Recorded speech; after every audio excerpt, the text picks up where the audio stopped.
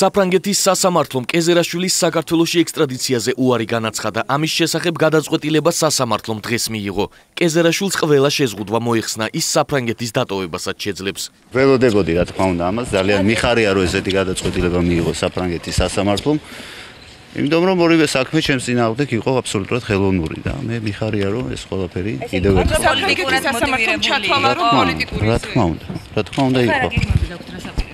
მაგას მოვიფიქრებ. ჯერ არ ვიცი. თუ არის აუცილებლობა რომ იყოთ ისევ საფრანგეთში თუ უკვე გადაადგილების თავი. როგორც თუ არ ვწდები უკვე შემიძლია გადაადგილების. დარწმუნებული ვიყავი რომ ასე მოხდებოდა, რადგან აშკარა იყო რომ ყველა მტკიცებულება ხელოვნურად იყო შეთითხნილი. ნათელი იყო ისიც რომ მიზეზი მხოლოდ პოლიტიკურია, რადგან დავით კეზერაშვილი მნიშვნელოვანი პოლიტიკური ფიგურა იყო და ამავდროულად სუფთა წარსულის მქონე. ამიტომ არ ყოფილა მოულოდნელი ეს გადაწყვეტილება.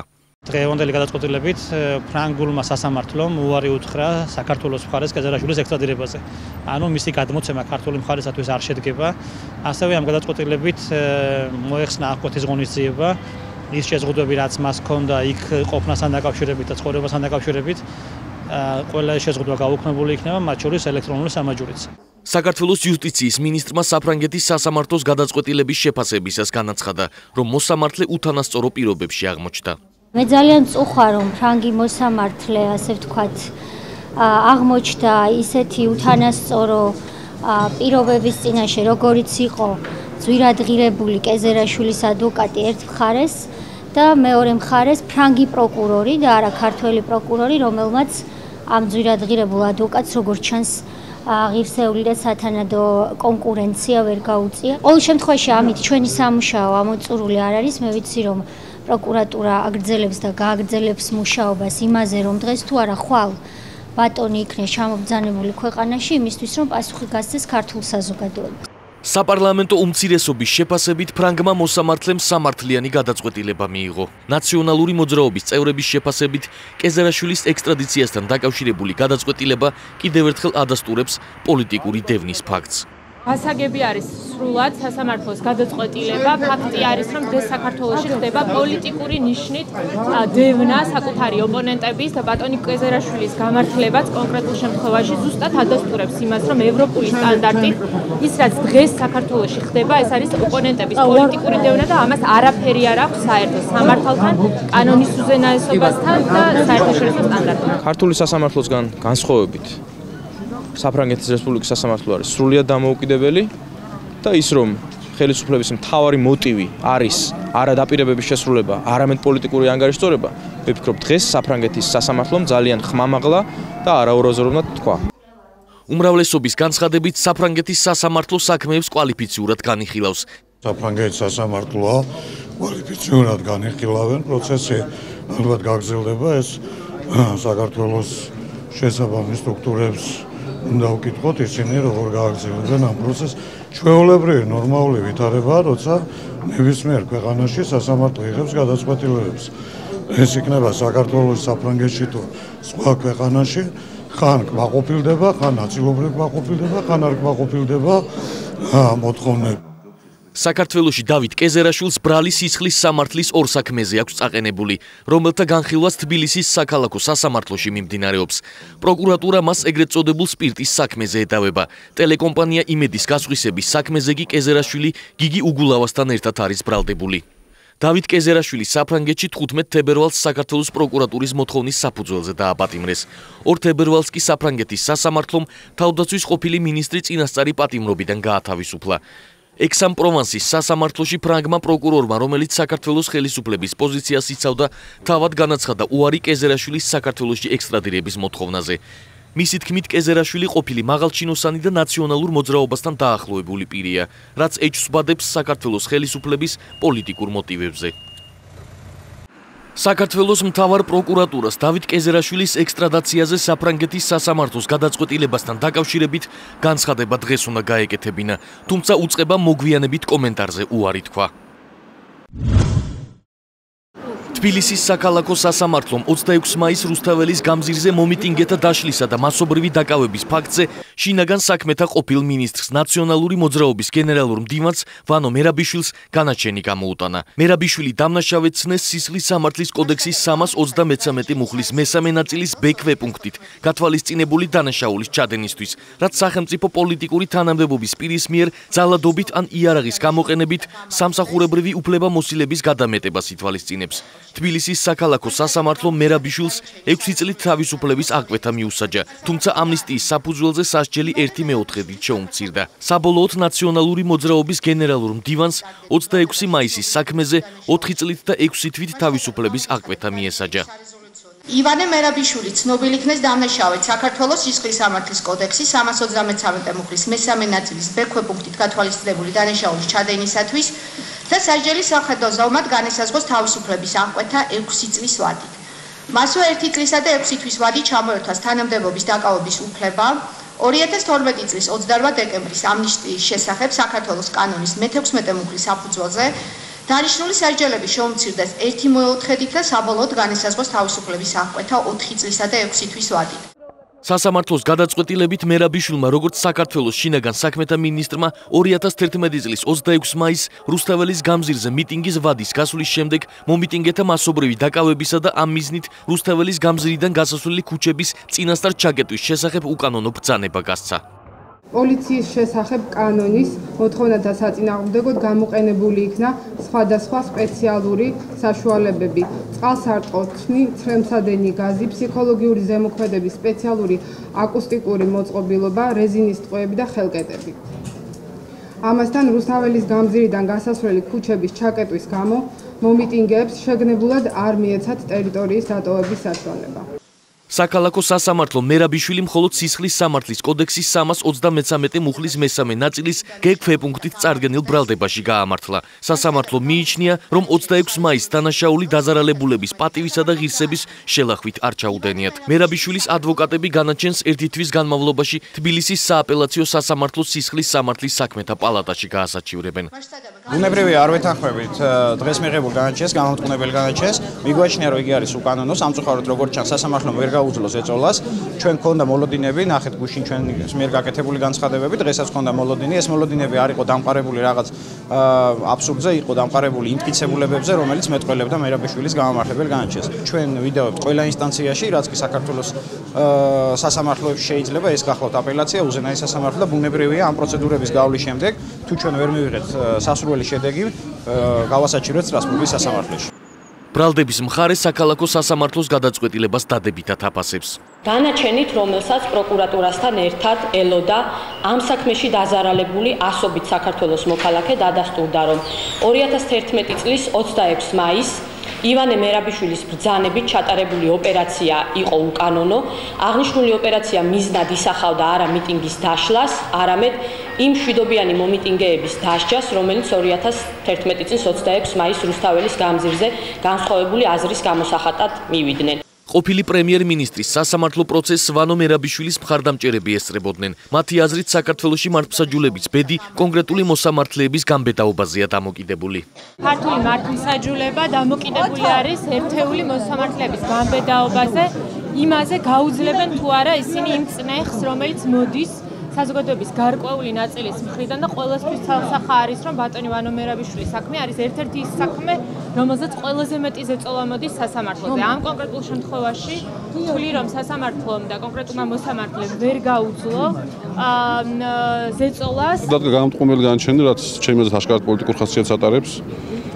იგივე მოხდა ქუთაისის სასამართლოში, სამწუხაროდ იგივე მოხდა თბილისის სასამართლოში. ამ ქვაბატონმა მოსამართლემ განიხილა ოქროშვილის საქმეც, ისიხლას ადეშვილის საქმეც, მერაბიშვილის საქმესაც, როგორც ჩანს, ეს შემთხვევები თლად შემთხვევითი არ არის. ხელისუფლებაში მიიჩნევენ, რომ სასამართლოს ამ გადაწყვეტილებას ათასობით მოქალაქე ელოდა. ათასობით ადამიანი ელოდებოდა დღევანდელ სასამართლო პროცესს, ათასობით დაზარალებული ადამიანი, ვინც 26 მაისს იქ იმყოფებოდა, ძალიან კარგად გვახსოვს ყველას ის კადრები თუ რა ხდებოდა იმ საღამოს. ეს არ იყო კანონის ფარგლებში გაკეთებული, ასე რომ ვთქვათ, დაშლა, ეს იყო დარბევა ადამიანების, ვინც იქ იმყოფებოდა, დასახიჩრება, 5 ადამიანი გარდაიცვალა თუ სწორედ მახსოვს იმ საღამოს. სასამართლო გადაწყვეტილებებს არ სჭირდება პოლიტიკური შეფასებები, ეს არის სასამართლო გადაწყვეტილებები და თითოეული ქართველი უნდა მიეჩვიოს იმას, რომ ქვეყანაში არის კანონის უზენაესობა და სასამართლოს გადაწყვეტილებები სავალდებულოა. 26 მაისის საქმეზე სულ 22 სასამართლოს ხდომა გაიმართა. პროცესზე ბრალდების 74 და დაცვის 9 მოწმე დაკითხეს. გამოკვლეული იყო წერილობით იმტკიცებულებები.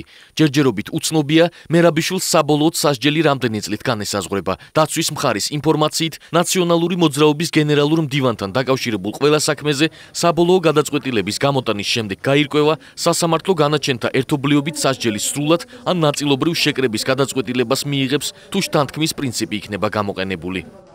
ჩვენ ამ შემთხვევაში გვაქვს საქმე განაჩენთა ერთობლიობასთან, როდესაც დასრულდება ყველა საქმის განხილვა და კანონიერ ძალაში შევა საბოლოო გადაწყვეტილებები, შემდგომ სასჯელოსფრობის სისტემა სასამართლოს მიმართავს შუამდგომლობით, რომ იმსჯელოს განაჩენთა ერთობლიობით სასჯელი სრულად შეიკრიბოს, ნაწილობრივ შეიკრიბოს, თუ მოხდეს კაცრი სასჯელით, უფრო მსუბუქი სასჯელის შთანთქმა. თბილისის საქალაქო სასამართლოში მერაბიშვილის პროცესის პარალელურად სასამართლოს გარეთ მერაბიშვილის მხარდამჭერებმა და მოწინააღმდეგეებმა აქციები გამართეს. შეკრება ფიზიკურ დაპირისპირებაში გადაიზარდა.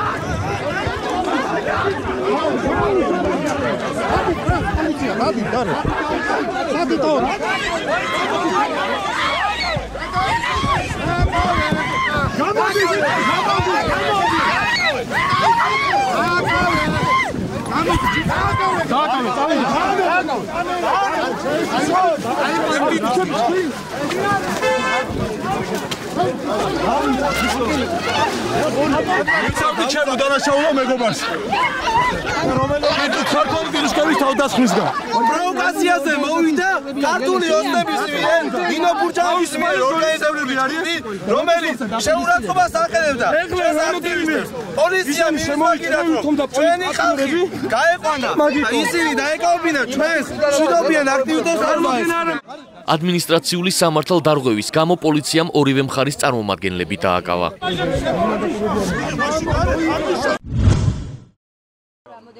საქალაქო სასამართლოსთან პოლიციამ 8 ახალგაზრდა დააკავა. მათ მხარდასაჭერად აქციის მონაწილეებმა შინაგან საქმეთა სამინისტროსთან გადაინაცვლეს. საქალაქო სასამართლოსთან დაკავებული თავისუფალი ზონის ერთ-ერთი წევრი ირაკლი ჩხირკვია ხელწერილის საფუძველზე უკვე გათავისუფლებულია. ჩხირკვიას თქმით, მას გამოძიება პოლიციელებისთვის წინააღმდეგობის გაწევას ედავება. სამინისტროსთან ნაციონალური მოძრაობის წევრებიც მივიდნენ. ხვალ იქნება სასამართლო ადმინისტრაციული სამართლის სახდელით დაკავებული ვიყავი 73 მუხლით, ეს არის პოლიციის წინააღმდეგობის გაწევა, ხვალ დაადგენს მოსამართლე ვარ თუ არა დამნაშავე. შინაგან საქმეთა სამინისტროში აქციაზე დაკავებულები კვლავ რჩებიან. საქალაქო სასამართლოს ეზოში დაპირისპირების შემდეგ დაკავებულთაგან 4 თავისუფალი ზონის აქტივისტი იყო. დანარჩენი კი ვანო მერაბიშვილის წინააღმდეგ გამართული აქციის მონაწილეები. სასამართლო პროცესი ხვალ გაიმართება. დაკავებულების გათავისუფლება ეტაპობრივად მოხდება. საქართველოს ენერგეტიკის მინისტრმა და ქართული ოცნების გენერალურმა მდივანმა კახა კალაძემ სპეციალური მიმართვა გაავრცელა, რომელშიც ის ნაციონალურ მოძრაობას აკრიტიკებს. კალაძე ამბობს, რომ მიხეილ სააკაშვილი უკრაინის ტრაგედიით საკუთარი თავის გაპიარებას ცდილობს. მისი თქმით, ნაციონალური მოძრაობის წევრების განცხადებები საქართველოში მიმდინარე პროცესების სტაბილურობას, საოკუპაციო ზონაში სიტუაციის მონიტორინგს და უკრაინასა და რუსეთთან საქართველოს ურთიერთობას საფრთხეს უქმნის. როგორც ყოველთვის ნაციონალური მოძრაობა თავისი ჩვეული ისტორიულ აჟიტირებული განცხადებების ცდილობს ყურადღების მიპყრობას ან წარმოშობილი პრობლემის გაღრმავებას და დესტრუქციას. ნაციონალური მოძრაობის თვითპიარზე ორიენტირებული გამოსვლები უკვე სასაცილოს ფაზიდან გადავიდა იდიოტიზმის და ქვეყნის პოლიტიკისთვის სახიფათო სტადიაზე. ამ პარტიის წარმომადგენელი ბატონი ვაშაძე ბედავს და სატელევიზიო ეთერში აცხადებს, რომ საქართველოში რუსული ჯარი არ დგას. ნაციონალებმა რუსეთის და ნაურუს მხარდამხარ აღიარეს დაკარგული ტერიტორიების დამოუკიდებლობა და თავის უპასუხისმგებლო ისტორიულ მხოლოდ ქვეყნის დანგრევაზე მიმართულ ქმედებებს ამით დაუსვეს წერტილი. ეს ადამიანები მაშინ როცა ჩვენი ხელისუფლება ცდილობს აგრესიულ მეზობელთან თანაარსებობის მოწესრიგებას, მეტნაკლებად ურთიერთობების დარეგულირებას, რევანშისტული განცხადებებით ზაფრავდნენ მოსახლეობას და მუდამ ამღვრევდნენ წყალს. ეს არის პოლიტიკურად უპასუხისმგებლო დაჯგუფება, რომელიც მხოლოდ თვით პიარზე ფიქრობს და არც საკუთარ ქვეყანაში მიმდინარე პროცესები ანაღვლევს და მით უმეტეს უკრაინაში. როგორც კახა კალაძე აცხადებს, მისი ეს მიმართვა ნაციონალური მოძრაობის წევრის გიორგი ვაშაძის მიერ გაკეთებულ განცხადებას უკავშირდება, რომლითაც მან ნაციონალური მოძრაობის მთავრობის მიღწევად საქართველოდან რუსეთის სამხედრო ბაზების გაყვანა დაასახელა. ვაშაძემ მისი ეს განცხადება განმარტა და აღნიშნა, რომ ახალქალაქსა და ბათუმში ნამდვილად არსებობდა რუსული ბაზები და მათ საქართველოს ტერიტორია სწორედ ნაციონალური მოძრაობის მმართველობის დროს დატოვეს.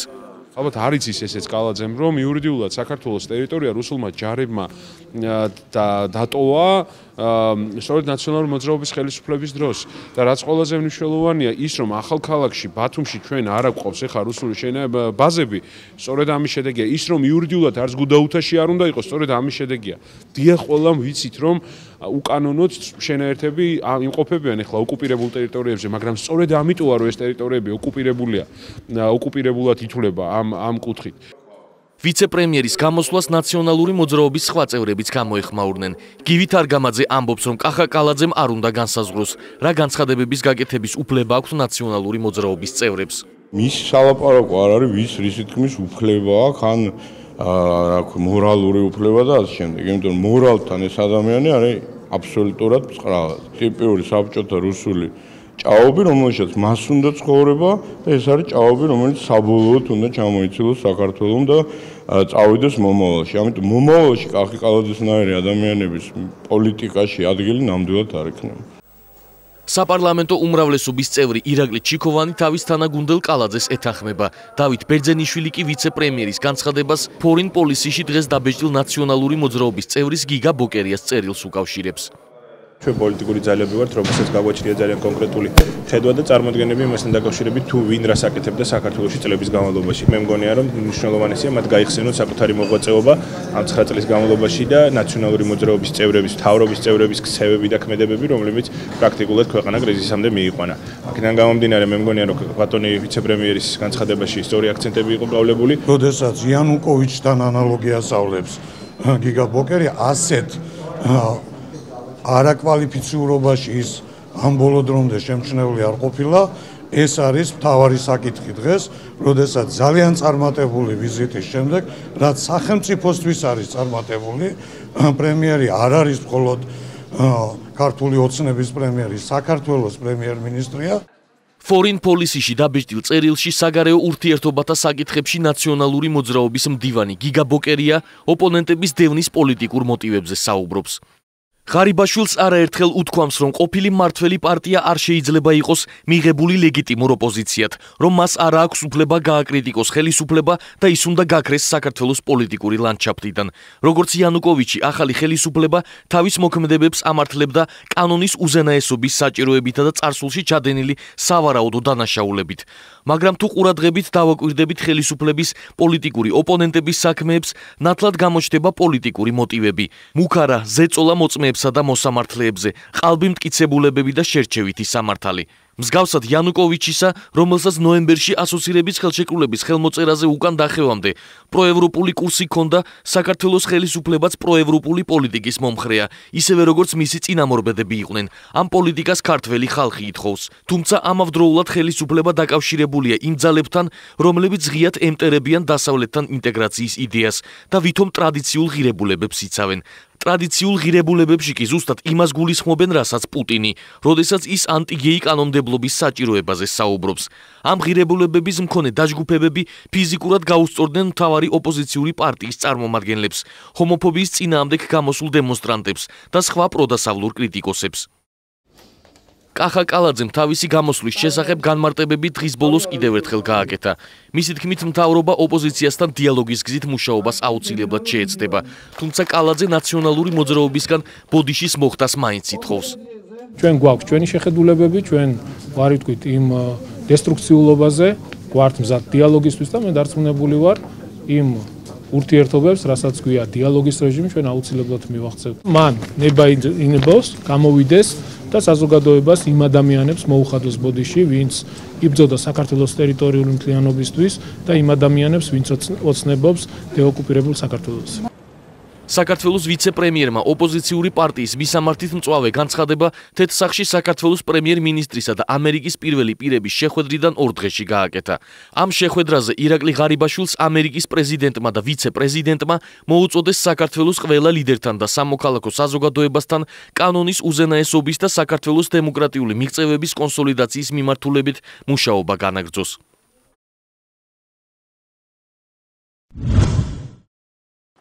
უკრაინის გადაყენებულმა პრეზიდენტმა, რომლის ადგილსამყოფელი დღემდე უცნობია, განცხადება გაავრცელა. სააგენტო ინტერფაქსის მიერ გავრცელებულ განცხადებაში ნათქვამია, რომ იანუკოვიჩი თავს ლეგიტიმურ პრეზიდენტად მიიჩნევს და რომ პარლამენტის მიერ მიღებული ბოლო გადაწყვეტილებები უკანონოა.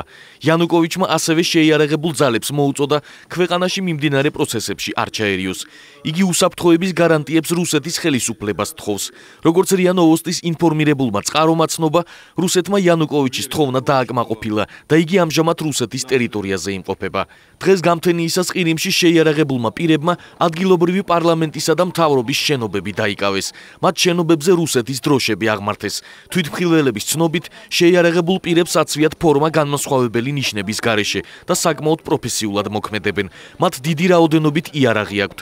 შენობაში ყირიმის პარლამენტის დეპუტატები შეიკრიბნენ და ყირიმის ავტონომიის სტატუსის შესახებ რეფერენდუმის გამართვის გადაწყვეტილება მიიღეს. სამთავრობო შენობების გარშემო პოლიციის ძალებია მობილიზებული. უკრაინის შინაგან საქმეთა მინისტრის განცხადებით, ხელისუფლება ყველა ზომას მიმართავს, რათა პროვოკაცია არ დაუშვას და შეიარაღებული დაპირისპირება თავიდან აიცილოს.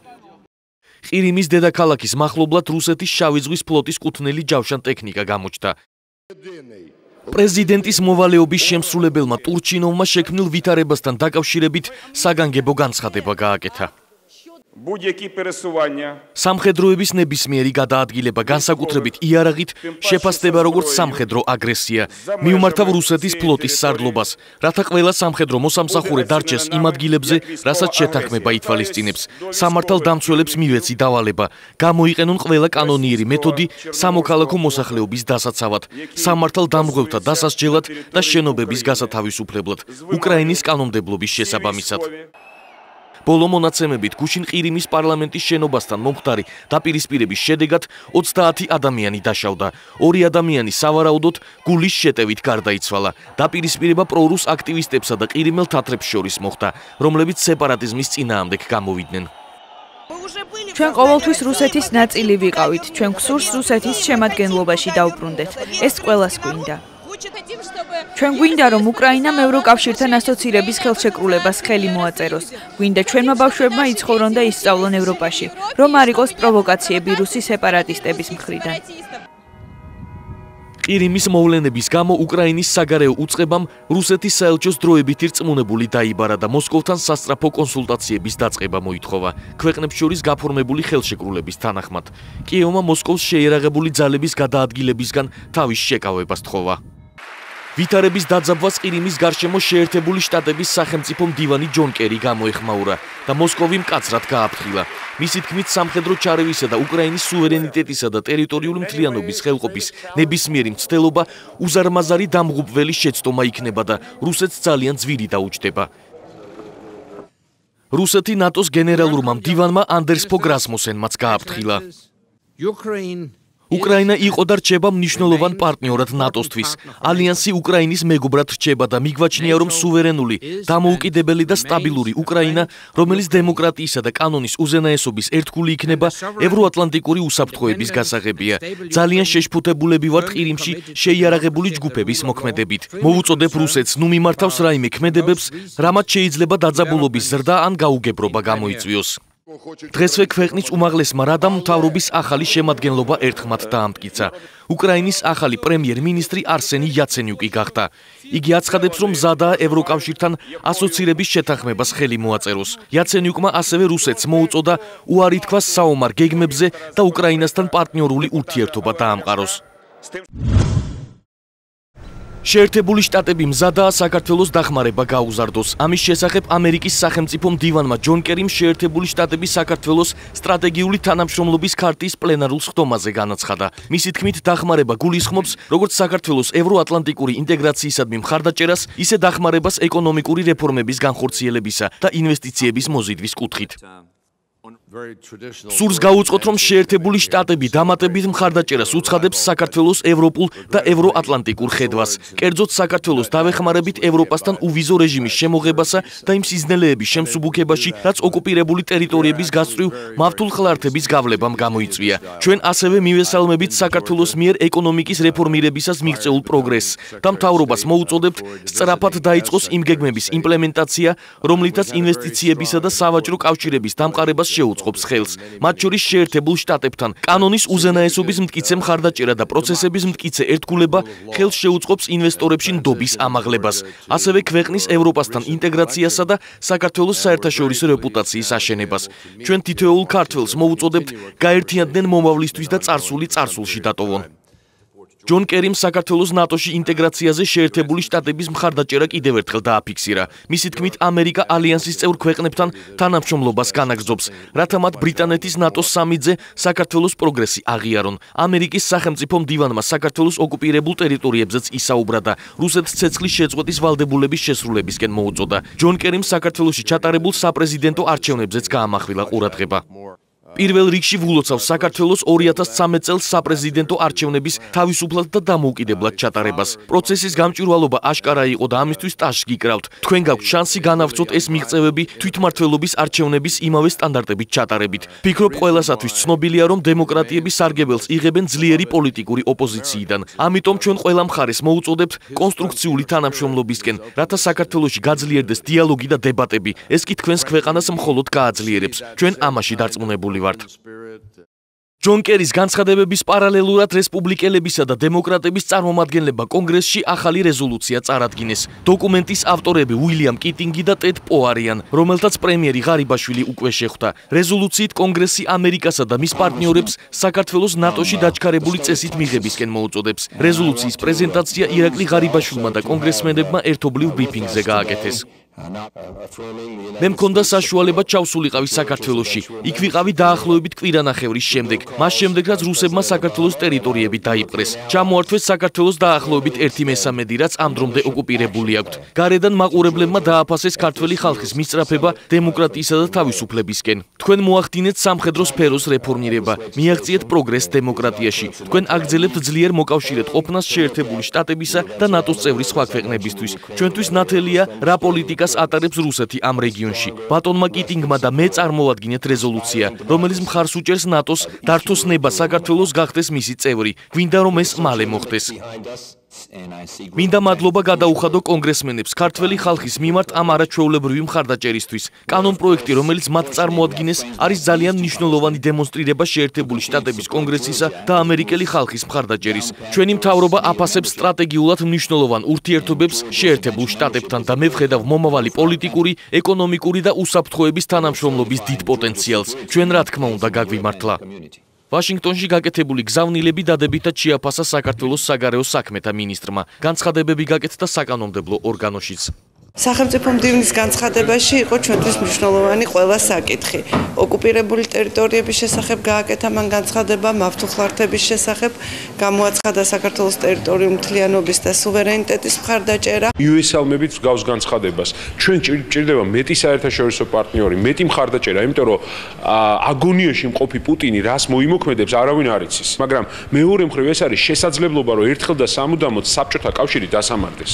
ამ დროს ჩვენ ჭირდება აბსოლუტურად ყველა პარტნიორი და ძალიან კარგია რომ მსგავსი განცხადება გაკეთდეს. ძალიან მნიშვნელოვანია რომ შეერთებულმა შტატებმა ღიად და გამოკვეთილად დაგვიჭირა მხარი მაპის მიღებასთან დაკავშირებით. ჩვენ რა თქმა უნდა ვაგრძელებთ ჩვენ ყოველდღიურ მუშაობას დედაქალაქებში ევროპაში, სადაც ვცდილობთ რომ ასევე დავარწმუნოთ მათ შორის სკეპტიკური სახელმწიფოები, რომ საქართველოს მაპის მინიჭება ეს არის არამხოლოდ საჭირო და მნიშვნელოვანი საქართველოს, არამედ არის აუცილებელი მათ შორის გეოპოლიტიკური მოვლენებიდან გამომდინარე.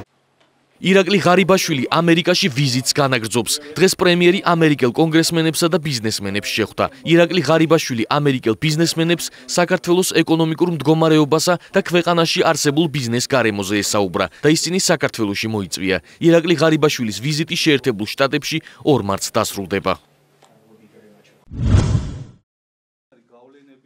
საქართველოს ენერგოდამოუკიდებლობის ხელყოფა რუსეთის ინტერესებში შედის, რასაც ის საქართველოს არასამთავრობო სექტორის ნაწილის საშუალებით ცდილობს. ამის შესახებ ეკონომისტთა ნაწილმა დღეს გამართულ ბრიფინგზე განაცხადა. მათი თქმით, არასამთავრობო ორგანიზაციები საზოგადოებაში ანტიენერგო პროექტების კამპანიას აწარმოებენ, რაც ცალსახად რუსულ ინტერესებს ემსახურება. მაქვს გარკვეული ეჭვი, რომ ის საკმაოდ არის თანხმედრაში ზოგიერთ მეზობელ სახელმწიფოს ინტერესებთან, რომ სახელმწიფოს მხრიდან არ იქნას, საქართველოს სახელმწიფოს მხრიდან არ იქნას მაქსიმალურად გამოყენებული მისი ჰიდროენერგიული რესურსები, მისივე უსაფრთხოებით. რუსეთის მხრიდან მე ველი ზეწოლის გააქტიურებას ყოველ მომდევნო წელს, რაც საქართველოს უფრო მეტად დაუახლოვდება ევროკავშირის წევრობას, ისევე როგორც ნატოს წევრობას და შესაბამისად საქართველოს გრძელვადიანი სტრატეგია ეკონომიკური და ენერგეტიკული უსაფრთხოები ზუსტად აი ამ საფრთხეების ჭრილში უნდა იქნას განხილული ეკონომიკურ სარგებლიანობასთან ერთად.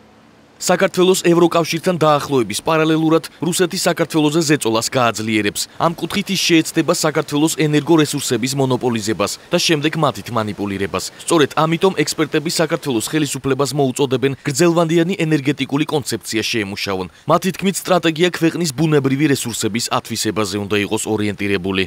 იმ გამოწვევების ფონზე, რომელიც არსებობს საქართველოში ენერგო დამოუკიდებლობის მიმართულებით, ძალიან მნიშვნელოვანია გრძელვადიანი ენერგეტიკული სტრატეგიის შემუშავება, სადაც ძირითადი აქცენტები გაკეთდება ბაზრების დივერსიფიცირებაზე, მიმწოდებლების, ენერგომატარებლების მიმწოდებლების დივერსიფიცირებაზე, შიდა ბაზრის სტრუქტურის ანალიზზე და ამ პრობლემების გამოვლენის ფონზე დაიგეგმება ისეთი ქმედებები, რომელიც უნდა უზრუნველყოს ქვეყნის ენერგო დამოუკიდებლობის ხარისხის ზრდა. პრესკონფერენციაზე ეკონომისტებმა ქვეყანაში არსებულ მონოპოლიებზეც ისაუბრეს. მათი თქმით, საქართველოს საწვავისა და ბუნებრივი აირის მიწოდების კუთხით აზერბაიჯანზეა დამოკიდებული. კომპანია სოკარი საქართველოში ამ მიმართულებით 100%-იანი მონოპოლისტია. ექსპერტთა აზრით, მსგავსი დომინანტური პოლიტიკა მომხმარებელს არჩევანის საშუალებას ართმევს. მათი თქმით, აუცილებელია ქვეყანაში კონტროლის მექანიზმების გამკაცრება. ბუნებრივია პრობლემა მდგომარეობს იმაში, რომ სოკარი დღეს არის პრაქტიკულად 100%-იანი მონოპოლისტი, როგორც გაზის მოწოდების თვალსაზრისით, ისე გაზის დისტრიბუციის თვალსაზრისით. გაზის მომწოდებელმა გაუარესა გაზის ხარისხი, შეამცირა წნევა, შეამცირა კალორიულობა, რითიც უკონტროლობის სახელმწიფოს მხრიდან ამ საკითხისადმი განსაკუთრებული ყურადღების მიუქცევლობის პირობებში გაზარდა საკუთარი მოგება.